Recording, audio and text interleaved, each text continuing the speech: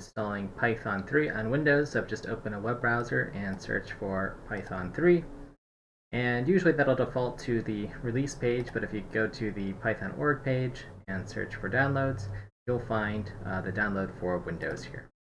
And we want to use some modern version of Python, that is a version beyond Python 3.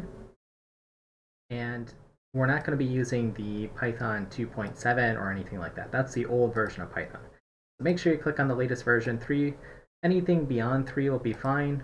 As of this recording, I'm doing the 3.94 version. There might be version 4. Any of those versions will be fine for this series. So I'm going to go ahead and I'm on a 64-bit machine. If you're not sure, very likely you are on a modern machine. So I'm going to download the zip there. Another easier way, actually the recommended way, is to just do the installer. I'll just do the installer for this video. Either way is fine. And what this is going to do is install Python. So I'm just going to give it a moment or so to download.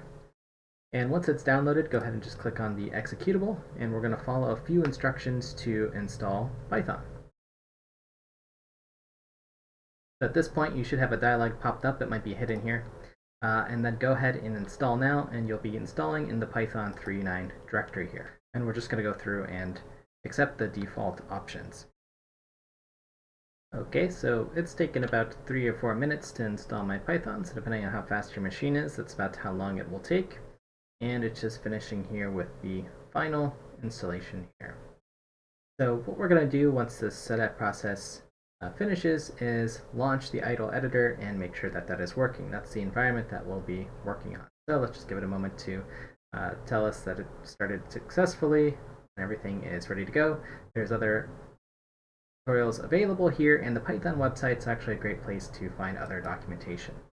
But what I'm going to do is navigate down to the Windows key in the bottom left corner and just hit the idle here, or you can type it in, and you'll notice it's that 3.9 version that we just installed.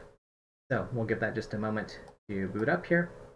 And you'll notice 3.9.4, it's a version 3 or above, and we can just test it out quickly by typing in hello here, and this is where we're going to start our Python programming journey.